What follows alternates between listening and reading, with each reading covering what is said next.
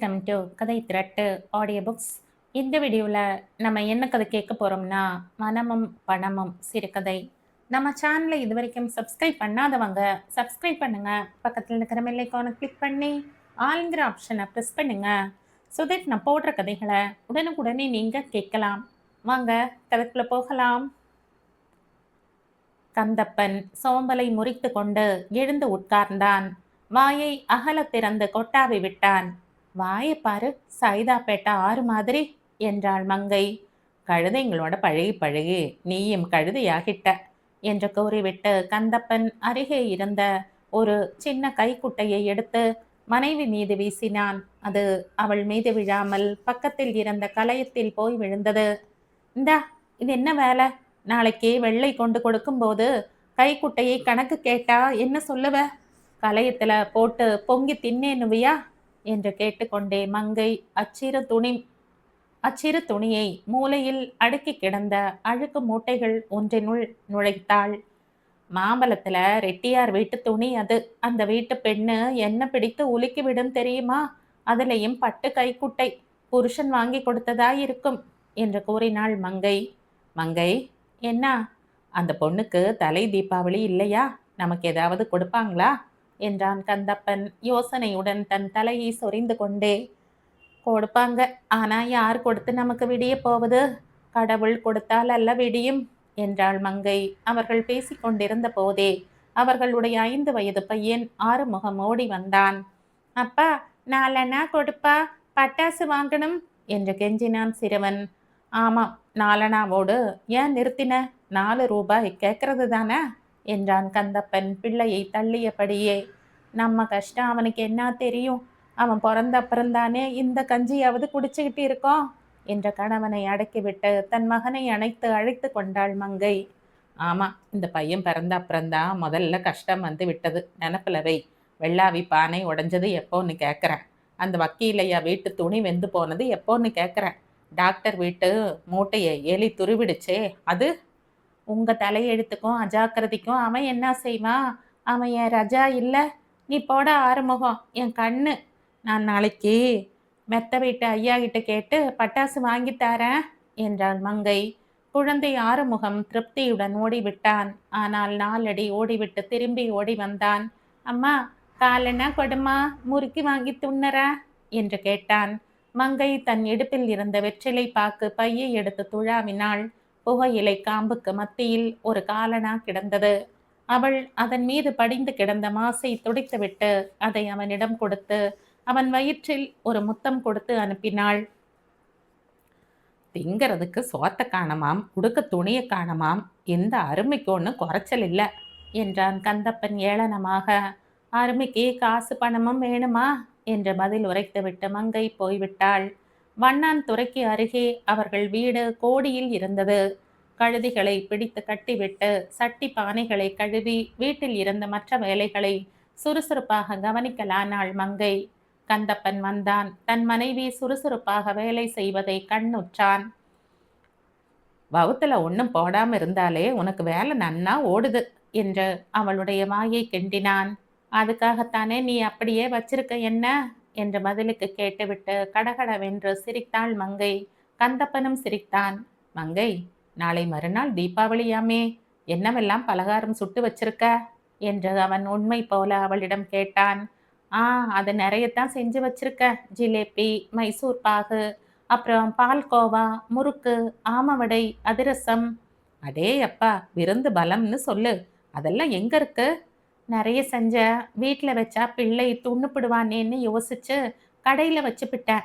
காசை கொடுத்து என் பெயரை சொன்னியானா 3 அணாவுக்கு ஒரு ஜிலேபி என்றாள் மங்கை. உனக்கு வாய் தான் ரொம்ப பெருத்து போச்சு. பலகாரம் முடிந்தது. ஜவுளி என்ன வாங்கின?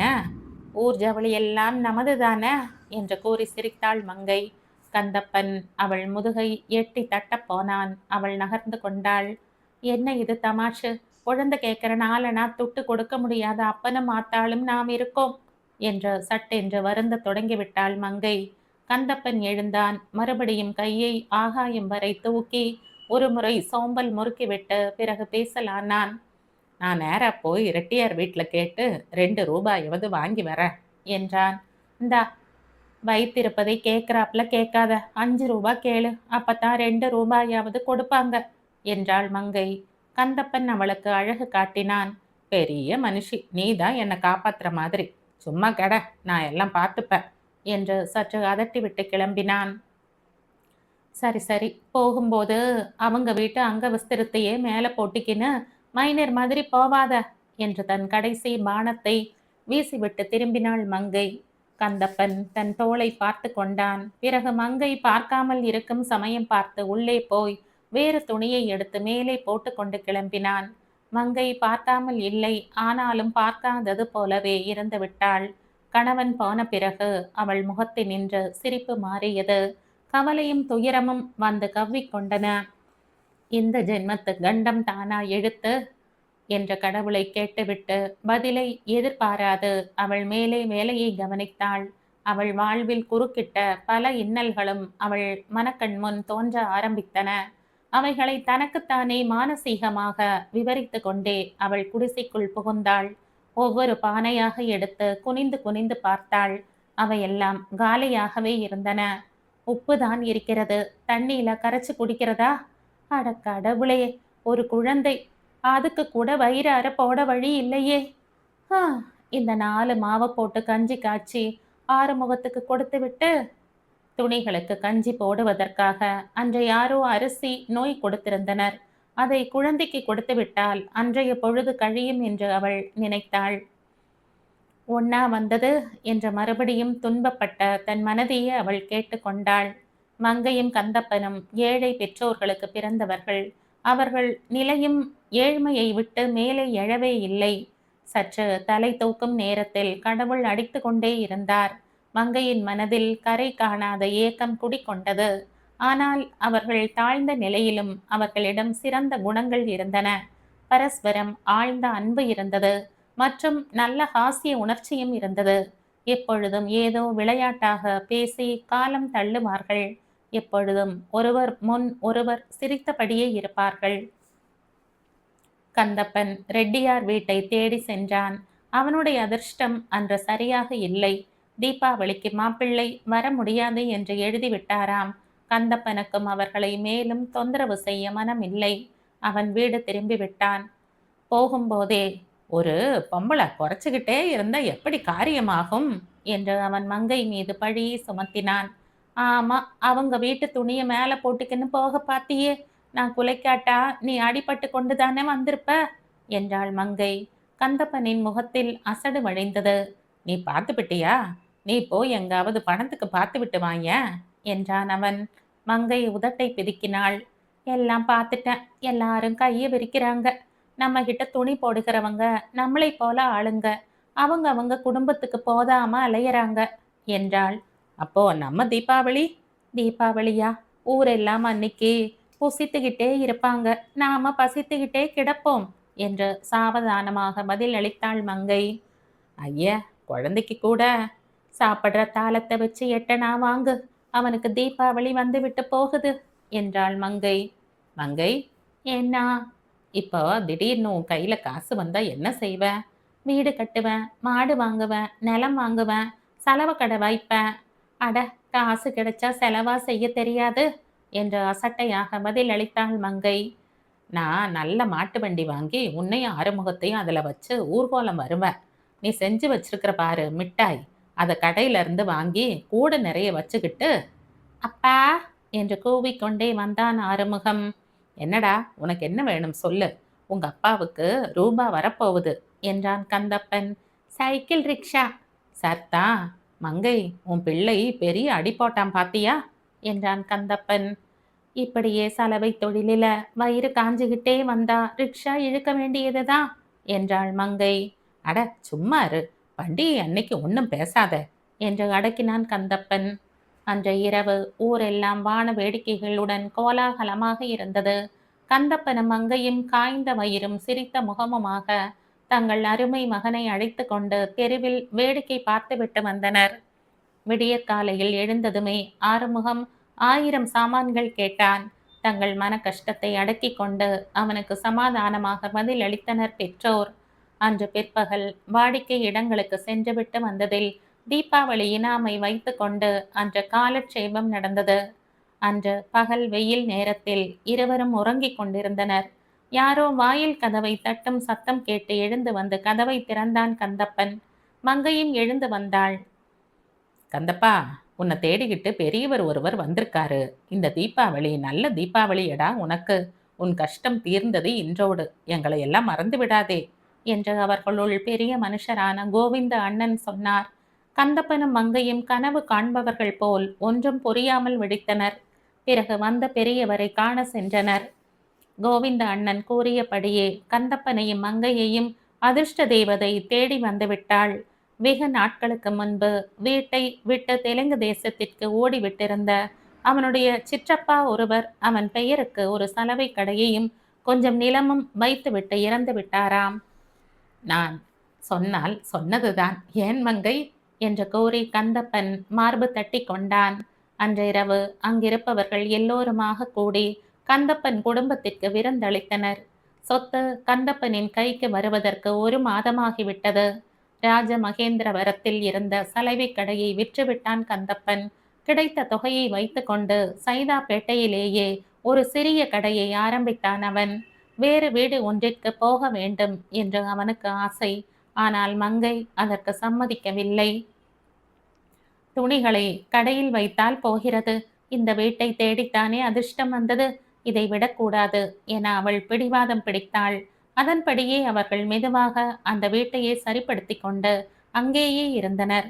கடவுளின் கருணையை நினைத்து நினைத்து பெருமிதம் அடைந்தனர். அவர்கள் அன்பு மேலும் வளர்ந்தது. எல்லாம் கொஞ்ச நாட்கள்தான். மங்கை தலை மீது வைத்த கையை வாங்காமலே உட்கார்ந்திருந்தாள். என்ன மனசோடு அந்த கிழவன் சொத்தை கொடுத்தானோ தெரியவில்லையே, எப்படி சம்பாதிச்ச சொத்தோ என்று தனக்குள் முணுமுணுத்து கொண்டாள். அன்று அவளுக்கும் கந்தப்பனுக்கும் சண்டை வந்து விட்டது. இப்பொழுதெல்லாம் தினமும் அநேகமாக அப்படித்தான். நிலத்தில் இருந்து 6 மாத சாப்பாட்டிற்கு நெல் வந்தது.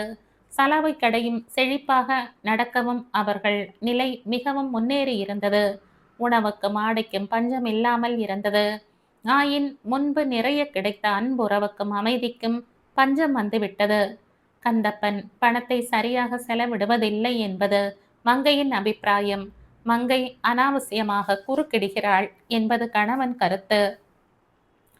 அன்று மங்கை சலவை துணிகளை கொண்டு ராயபுரத்தில் ஓரிடத்தில் கொடுத்துவிட்டு வந்தாள். திரும்பும்போது வெகு நேரமாகிவிட்டது. கந்தப்பன் அவளை கண்டித்தான். என்றைக்கும் இல்லாத சந்தேகம் என்ன உனக்கு? நான் கடையை பார்த்துக்க மாட்டேனா?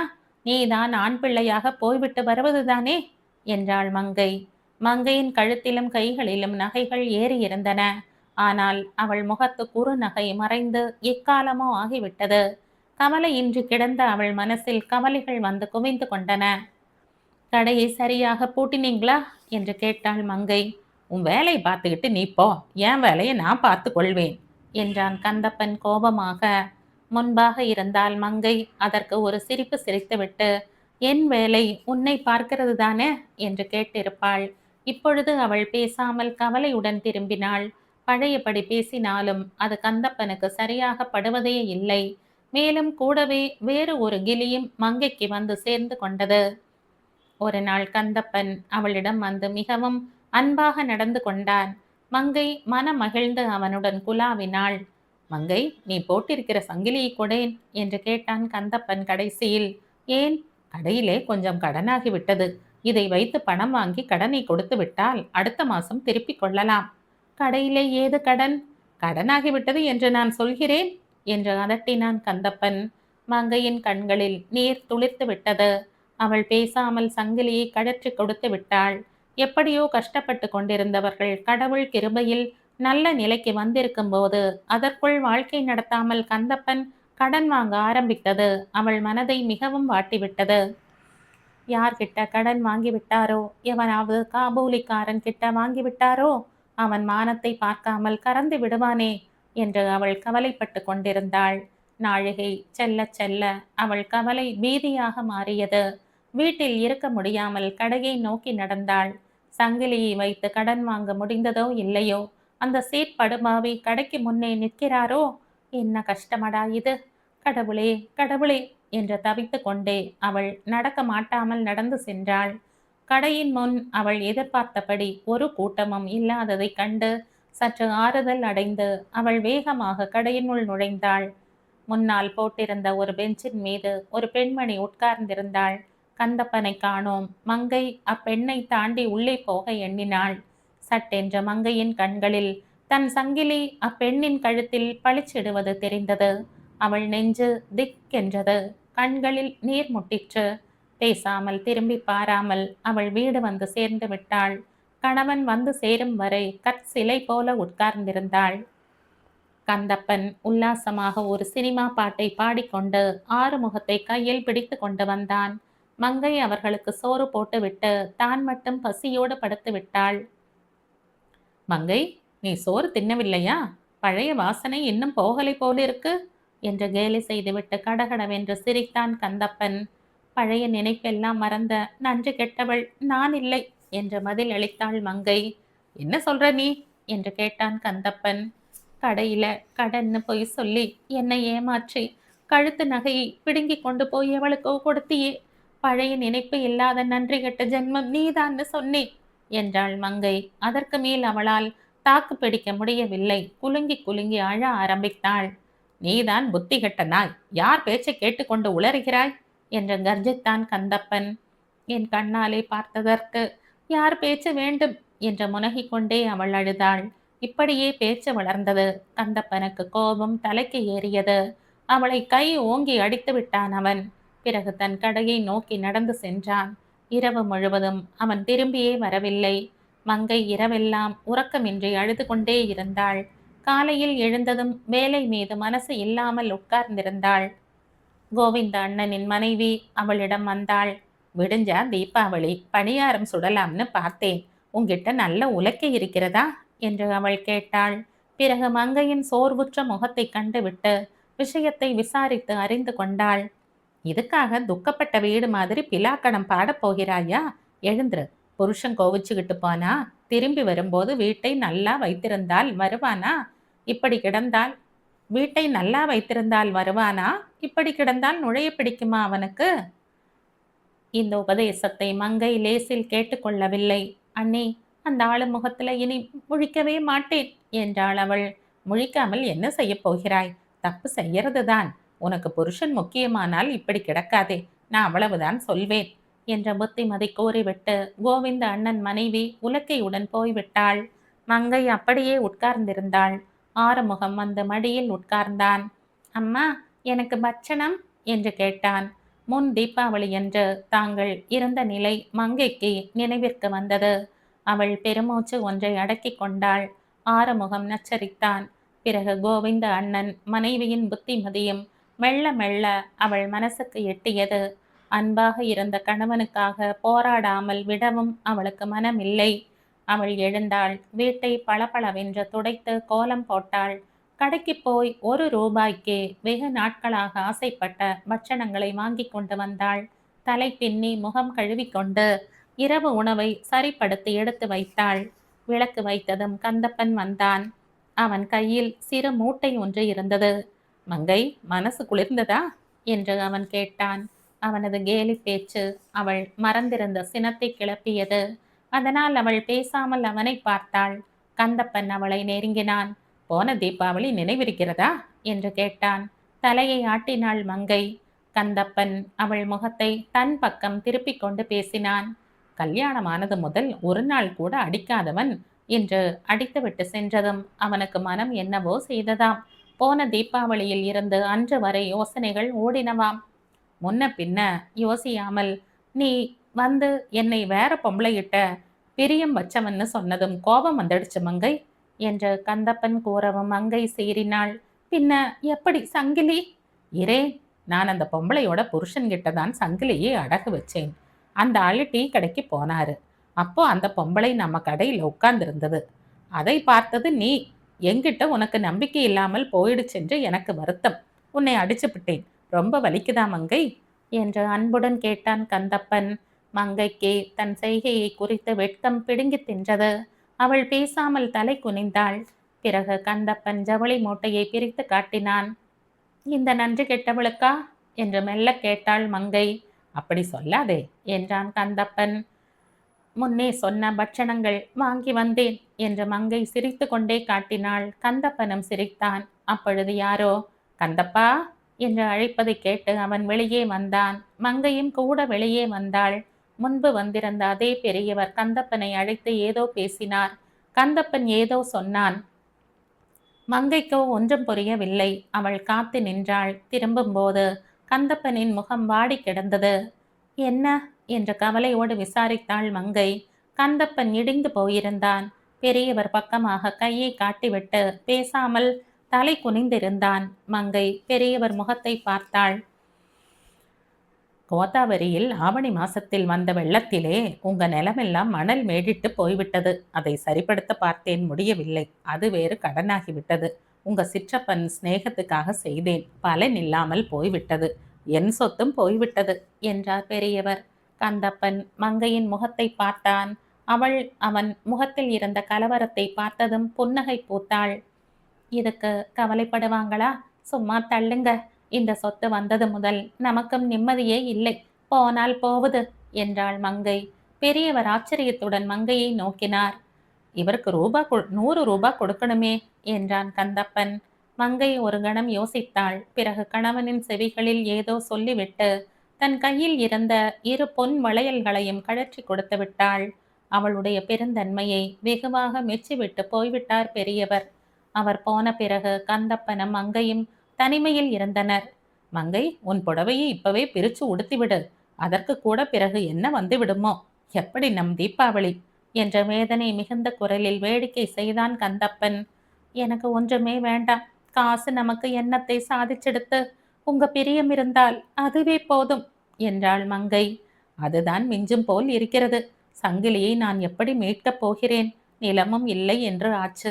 கடையாவது தங்குமோ? பழையபடி பழையபடி தந்த நானே தானோ என்றான். எனக்கு பழைய தன்னானாவே போதும். அப்போ நீ எங்கிட்டயே இருக்கே என்று கொஞ்சினாள் மங்கை. கந்தப்பன் மனைவியின் அருகில் நகர்ந்து உட்கார்ந்தான். ஆறுமுகம் எங்கிருந்தோ ஓடி வந்து அவர்கள் மடியில் துப்பென்று விழுந்தான். மூவரது முகமும் அப்பொழுது மத்தாப்பு கணப்பு போல் பளிச்சென்றிருந்தது.